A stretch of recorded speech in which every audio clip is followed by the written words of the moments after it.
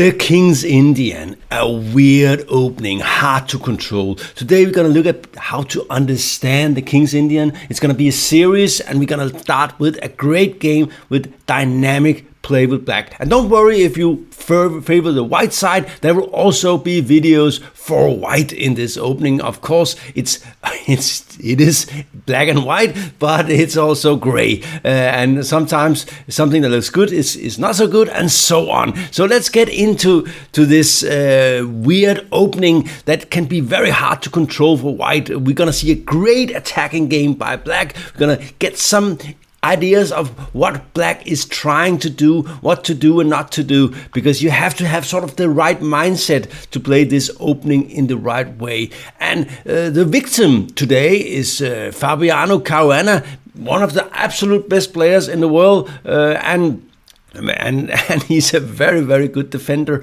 So this shows that this can kill even the best of players. So let's get into it and see this game.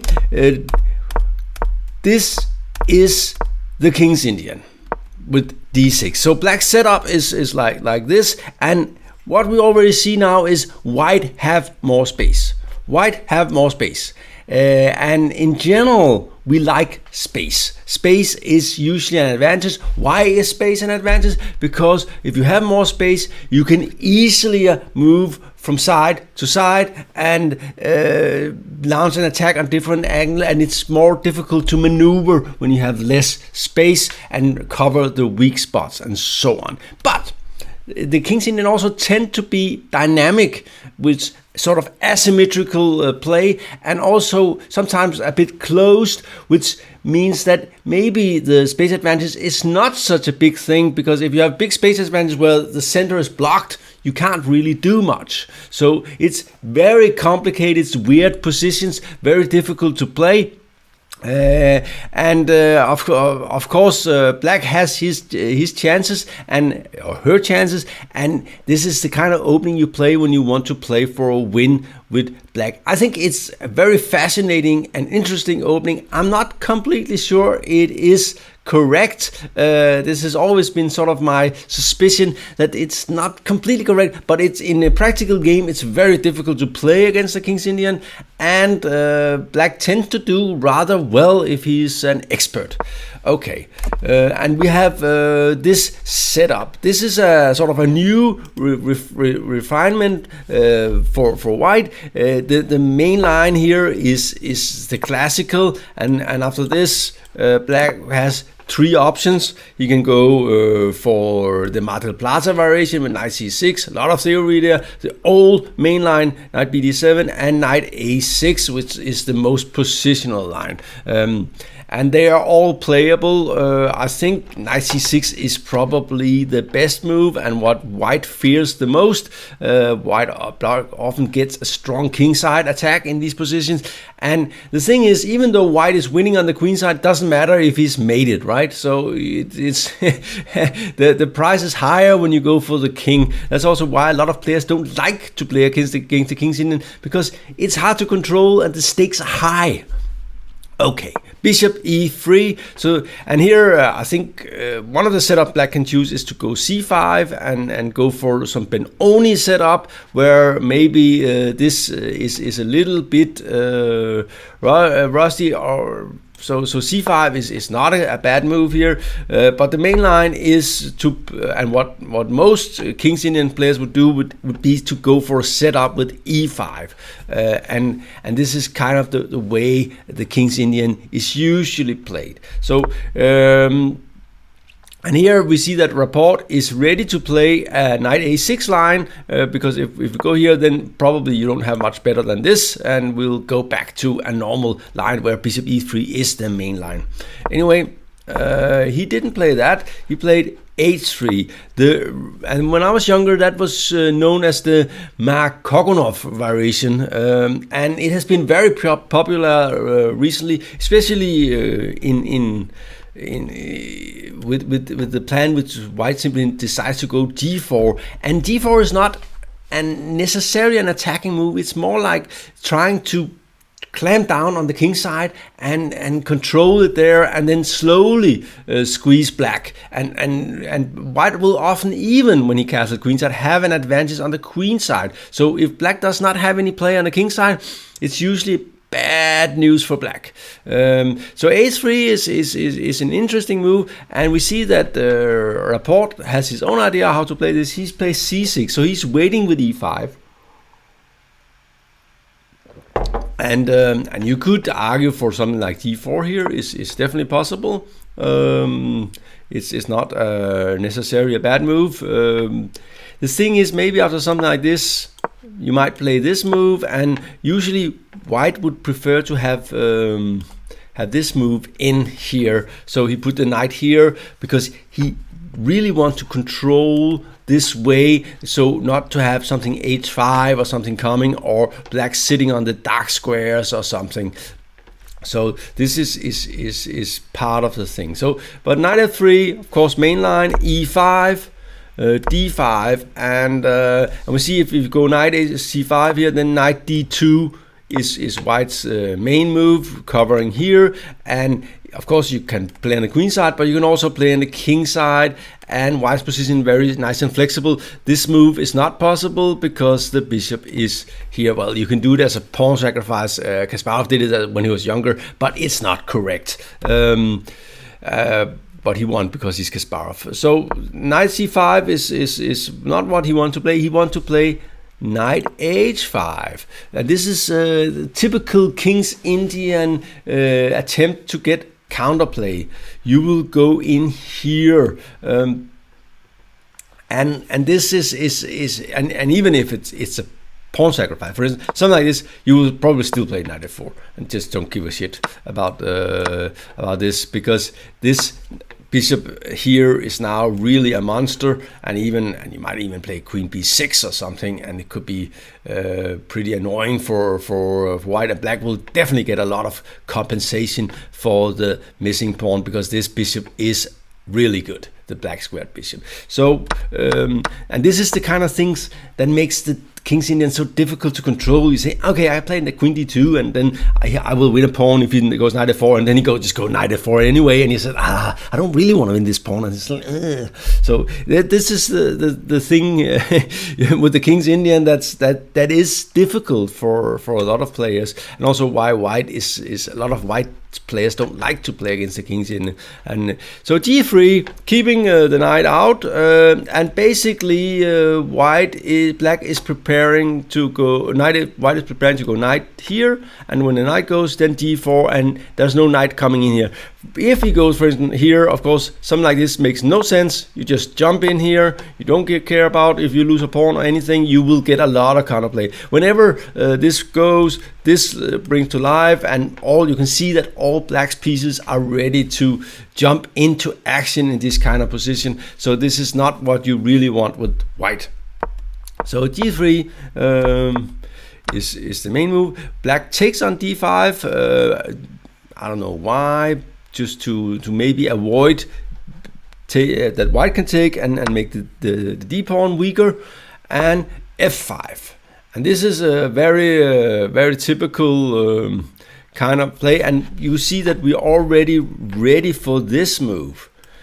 For instance, often you would go knight g5 on these kind of things, but then f4 is really a problem. Here you're just busted, right? The knight is hanging, and the f file is a mess, and so on. So this doesn't work. So f5 is a little bit of an annoying move. So you take, and black often in the King's Indian. This was one of the things that stroked me when, as a young upcoming player, that this pawn structure, that taking back towards the center and sort of weakening the king, that it was okay, that this was the kind of thing you did in this position. I was sort of taken aback by that. I thought it was strange. Again, knight d5, f4 is a problem. So bishop d5, getting out of the f4 stuff. By the way, positionally, this is not really what you want, because you don't want to give this square, but here there's a lot of pressure on everything, and also the rook comes alive and so on. So this is is good. And Queen E8, covering here. And of course you cannot do something like this because black will just take back with the pawn, with the queen, and there's a pin. So you're not gonna get your piece back. So knight d2, very normal move, and we can see this is the kind of move white often does. This position, black had to save the knight. Knight c4 looks also nice. There is a weakness here, but still it starts to be a little bit annoying that black does not have to defend this pawn. This is the thing when and that's a good rule of thumb for sort of these kind of positions. If black can avoid retreating by a white's attack, he should almost always do so. Just saying, I don't care, you can attack whatever you like, I counterattack instead of defending. Don't defend, attack. This is sort of the mantra of the motto of the King's Indian. Bishop goes back. This is a very bad move, by the way. This is definitely not in the spirit of the position. I think maybe actually this move looks weird, but it's probably good. It does cover this one, and it does attack here, and so on. And we have a very interesting position here, where and the bishop cannot be trapped because there's no g-pawn. So bishop h4 looks more natural. Bishop e3 is sort of, and it's of course this was a blitz game, so you could be excused, but it's also some bad instinct because as black you just, yeah, of course this is what you do, right? So you do like this, and here well, what to do here? This is already a serious mess for the poor white player. The F file is open. The queen is coming down hard here, and knight is maybe coming to e4. This rook is awakening, and to be honest, this is already a serious problem. Bishop d4 and knight b4, and again we see that black just get going, right? He just keeps going with the pieces here. This threatens this move, and it was not white's intention, because where's the white king going? If he plays rook c1, he will never. He was hoping maybe to do some escaping, or maybe this.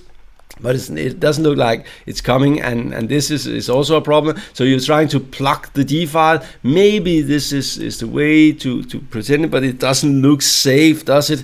But of course, black's king can sometimes get into trouble too. But f3, natural move. I'm not sure it's the best, but it's it does get things going here. And here you should probably just take on d4, and I think white is busted if you take that one, and maybe knight g4 or something. It looks pretty good. Bishop f5 is maybe a little bit on. Maybe not the best move. Knight e2. I think there must be better than that.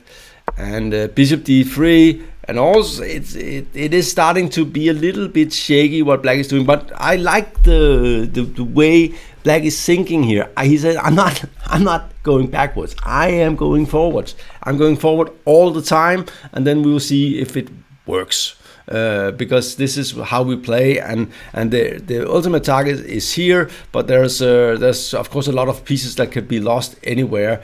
Rook g1 here was maybe, I don't know, and queen f6 here, and I think this threatens here and threatens here, and looks pretty unpleasant.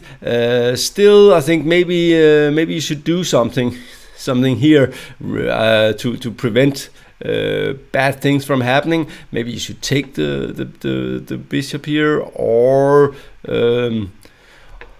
something he took here, which looks strange, because it clarifies the position, and not in a good way.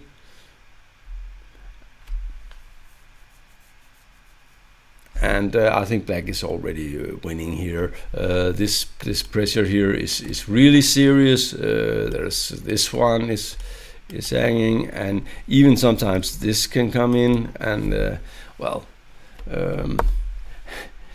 this is is the kind of thing that is well, kind of not so nice. And I took this game just to show you what happens when something goes horribly wrong for white in the King's Indian, and black's dynamics work like a charm, like here, where it's just white is totally busted, and of course, and here, well, he won an exchange, and this is of course clearly winning. And if, for instance, something like this, I think the easiest move, just this move, covering everything, and either you exchange rooks or I will win a pawn, maybe. Maybe this is not. But anyway, this is the exchange for a pawn, but in a good way for black. The rooks will be extremely strong, so this is just winning. Anyway, the finish was rather nice.